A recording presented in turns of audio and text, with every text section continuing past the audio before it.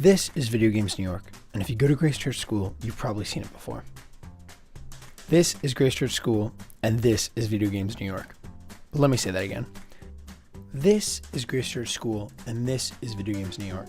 Google Maps estimates travel time just around 1 minute. But what you may not know about this small vintage video game store is that it's thriving in an industry that is dying. Last year, video game giant GameStop closed over hundreds of its stores, and in that same year, Video Games New York saw an increase in interest.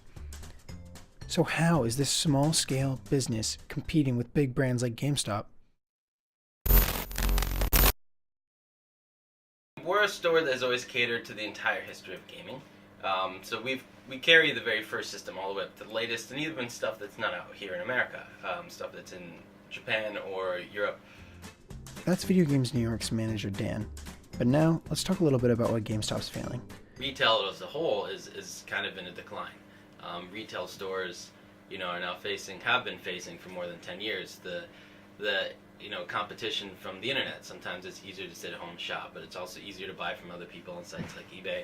So what Dan is trying to say here is that people used to buy their games at stores like GameStop, but now they can just buy them online at home through their consoles. And stores like GameStop rely on selling hard copies. But people don't really buy hard copies anymore. So GameStop's in trouble. And eventually, they're going to go out of business, leaving most of video game sales on Xboxes through digital copies. But obviously a different set of rules applies to Video Games New York, because they don't really seem to be feeling the effects of the retail decline. So what makes people want to buy games at Video Games New York more than GameStop? Well, to talk about that, let's take a look at one of the most successful franchises in gaming history, Modern Warfare. Well, I guess up until about last year. This is a timeline of all the Modern Warfares released since 2009. From 2009 to 2011, Modern Warfare was at its peak. The franchise released Modern Warfare 2 and Modern Warfare 3 in 2009 and 2011, and both were smash hits. Gamers and critics loved them because they took them into realistic situations and made them feel that they were immersed in an actual battle. But then, Modern Warfare's creators decided to take the franchise into the future, and that was a big mistake. Advanced Warfare and Infinite Warfare came out in 2014 and 2016 and were the worst video games that the franchise had ever produced. Consumers hated Infinite Warfare because it was too futuristic and they couldn't relate to anything in the game. And the CEO of Activision, the company that's responsible for making the Modern Warfare franchise, even said that Infinite Warfare was the wrong game at the wrong moment. But the creators of Modern Warfare learned from their mistakes. And in November of 2017, the newest installment in the Modern Warfare franchise was released, and it was based in World War II. In its opening weekend, the game grossed over $500 million, and in its second weekend, sales were tracking almost 57% ahead of Infinite Warfare. So obviously, people loved the experience of going back into World War II, and it makes sense. Consumers hated Infinite Warfare because of the complicated gameplay and a storyline that was just too far-fetched to get into. However, in Call of Duty World War II, the gameplay is streamlined, and the story puts you into the first wave of the soldiers that stormed the beaches of Normandy.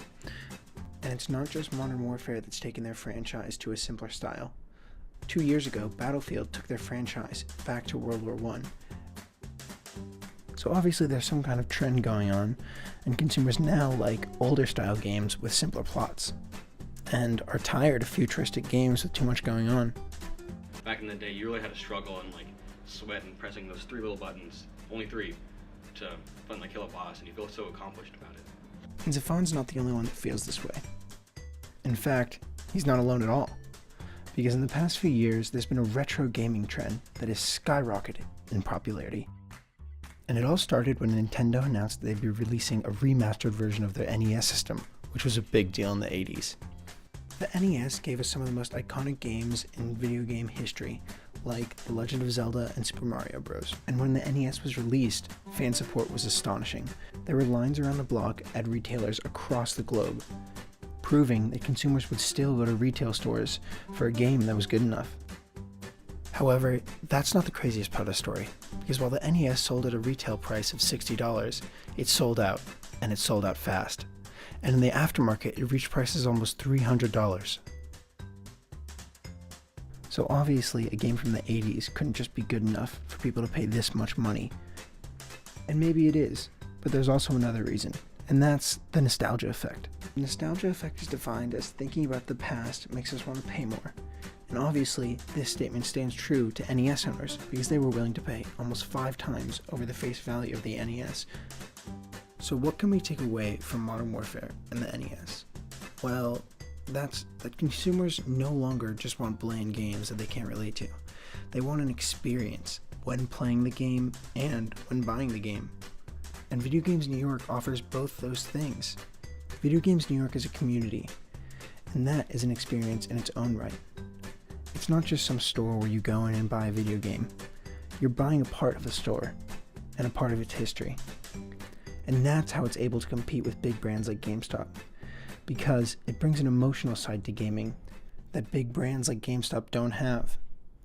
So if you go to Grace Church School, just go in and stop by. It's only around the corner.